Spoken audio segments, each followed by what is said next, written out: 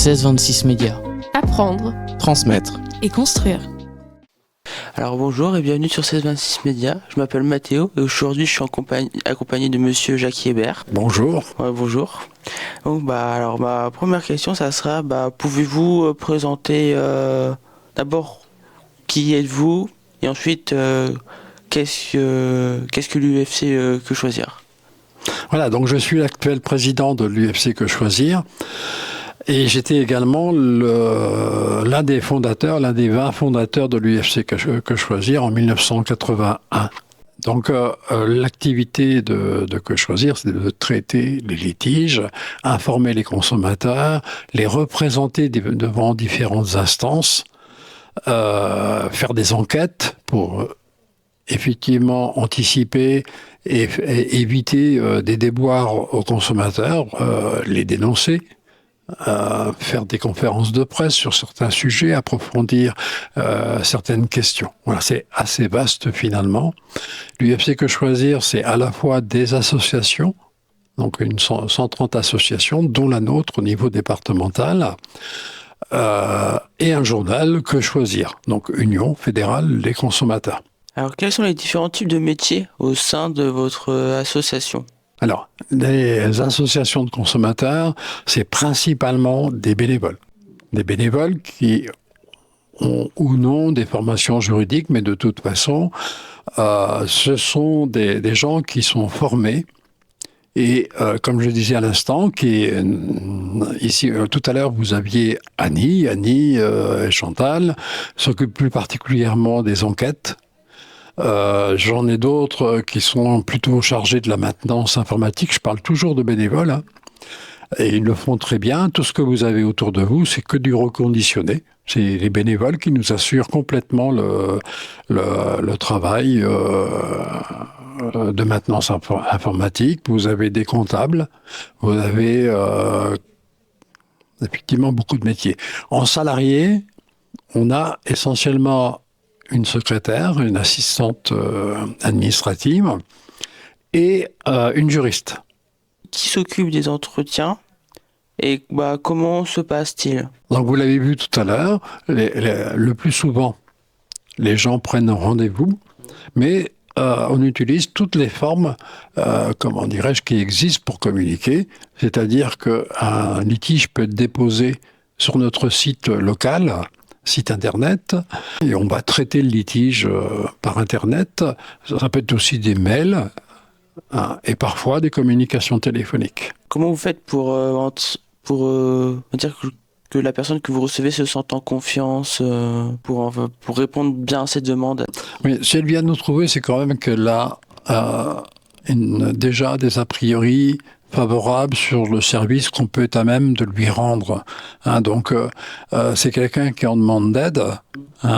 Et donc, la confiance s'établit très, très rapidement sur une base, bien entendu, de, ce qu'on peut apporter d'une part et ce qu'elle s'imagine qu'on pourrait éventuellement faire.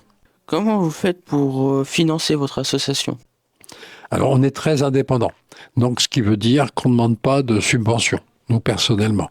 Les locaux ici sont une forme d'aide de la collectivité. On rend un service public quelque part, puisque on renseigne les gens gratuitement. Je veux dire, c'est énorme. C'est pratiquement 2000 personnes par an que l'on renseigne, qui ne sont pas forcément des adhérents. Quand on fait des permanences comme aujourd'hui, on donne les premiers éléments de réponse aux questions que les gens nous posent.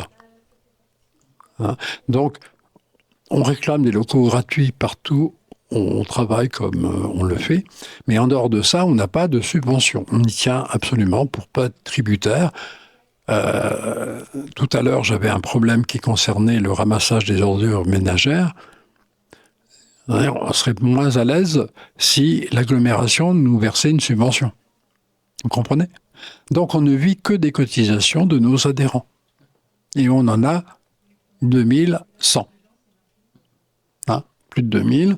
Donc, ça nous assure de quoi fonctionner Donc tout le matériel que vous voyez autour de vous, mais aussi les personnes quand même. C'est quand même important qu'on ait pu financer un poste de secrétaire et un poste de juriste.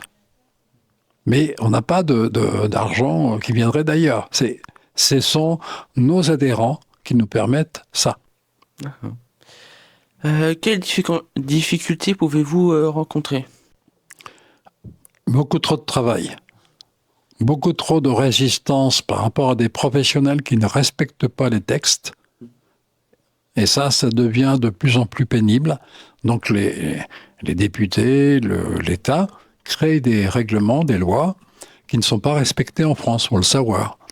Et donc, alors je vais vous raconter quelque chose de tout bête, mais la garantie légale de conformité qui concerne tous les objets vendus.